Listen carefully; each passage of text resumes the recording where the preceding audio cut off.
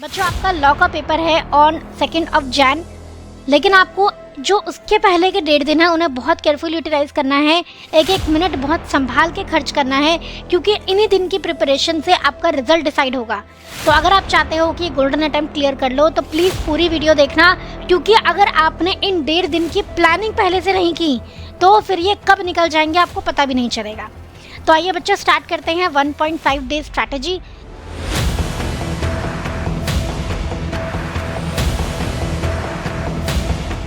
सबसे पहले आप ये देखो, आप खुद पढ़ने वाले हो या मैराथन वीडियो से रिवीजन करने वाले हो। हमारा लॉ का मैराथन सेशन हुआ था ऑन 23rd, तो उसका वीडियो का लिंक मैं आपको डिस्क्रिप्शन में दे दूंगी, वहां से आप देख लेना अगर आप मैराथन वीडियो प्रेफर करते हो तो।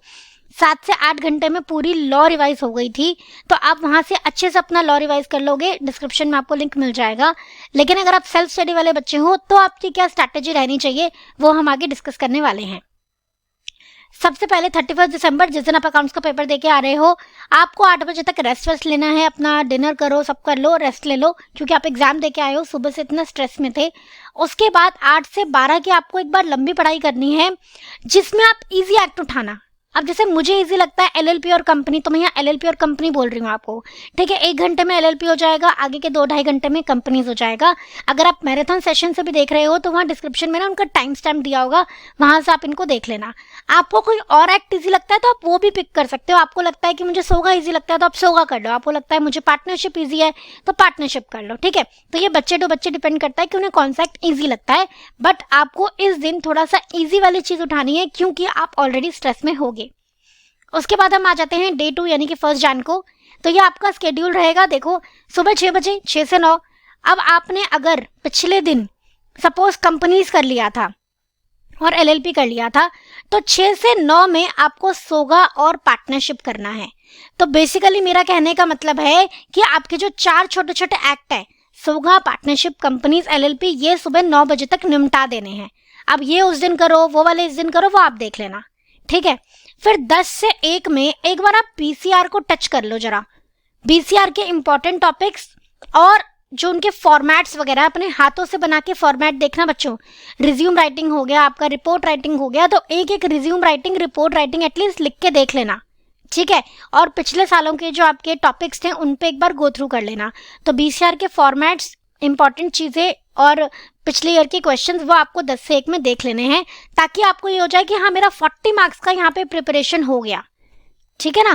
तो इसके लिए आपको टेंशन ना हो। नहीं तो ऐसा होता है कि जैसे जैसे दिन निकलने लगता है बच्चों को लगता है ओ मेरा बीसीआर 40 मार्क्स का पूरा पढ़ा ही है, तो ये एक बार टेंशन खत्म हो जाएगी। फिर आप आ जाना यहाँ पे इंडियन कॉन्ट्रैक्ट एक्ट में। अगेन अगर आप मैराथन से देख रहे हो तो 3 घंटे से कम में आपका पेपर हो जाएगा। खुद से कर रहे हो तो 3 घंटे ही लगाने हैं, कोशिश करना इससे ज्यादा आपके ना लगे। 6 से 9 में आपको क्या करना है, अगर आपके पास परफेक्ट प्रैक्टिस बुक है तो वो करेंगे, या आपके पास कोई भी क्वेश्चन बैंक है तो वो प्रिपेयर करेंगे।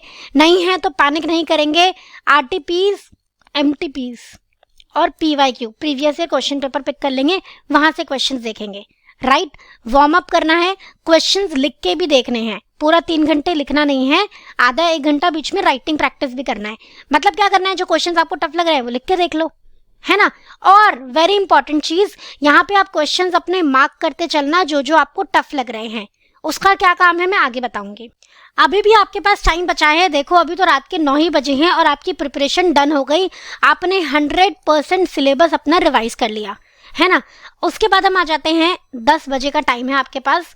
10 से 12 में आपने क्या करना, आप थोड़ा सा ना लॉ का प्रैक्टिस करना, जैसे कीवर्ड्स पढ़ के देखना है आपको, ठीक है।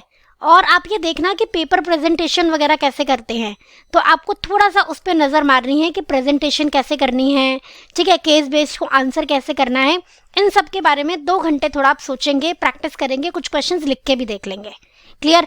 उसके बाद हम आ जाते हैं अपने 2 जैन को। 2 Jain that is your exam day. थोड़ा सा रिलैक्स रहेंगे, माइंड को ज़्यादा परेशान नहीं करेंगे, आराम से। आप अगर देखो रात को मैंने आपको कहाँ तक का टाइम दिया है, मैंने आपको दिया 12 बजे तक का टाइम।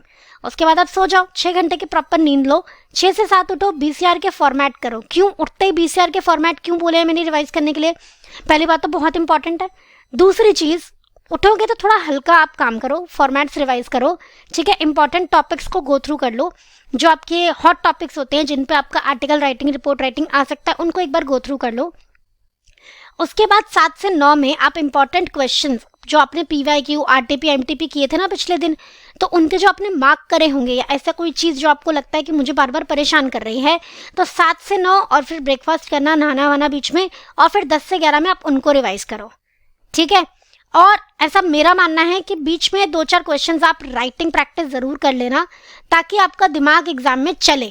अगर आपने इस दिन कुछ भी लिख के नहीं देखा तो हो सकता है एग्जाम में थोड़ी सी घबराहट आप फील करो, तो वो अवॉइड करने के लिए 2-4 क्वेश्चंस आप लिख के देख लेना, ताकि आपका माइंड अकॉर्डिंगली काम करना स्टार्ट कर दे। तो इस तरीके से आप अपनी स्ट्रैटेजी रखोगे तो आपका कम से कम टाइम में ज़्यादा से ज़्यादा प्रिपरेशन हो जाएगी। एंड अगर प्रिपरेशन टाइमली होती है, रिविजन टाइमली हो जाता है, तो बच्चा पैनिक नहीं करता, परेशान नहीं होता, है ना। तो अगर आपको ये सेशन यूजफुल लगा है, वीडियो यूजफुल लगी है, तो फटाफट से अपने फ्रेंड्स के साथ शेयर कर दो, ताकि वो भी अपनी प्रिपरेशन टाइम पे कर पाएँ और इन 1.5 डेज को बहुत अच्छे से यूटिलाइज कर पाएँ। तो यहीं पे बच्चों मैं आपको आपके एग्जाम के लिए बेस्ट विशेस देती हूँ। All the very best for your exam. अच्छे से एग्जाम करना, बिल्कुल भी स्ट्रेस लेने की जरूरत नहीं है। और आज का सेशन में एंड करती हूँ, मिलते हैं नेक्स्ट सेशन में। Thank you so much. जय श्री श्याम।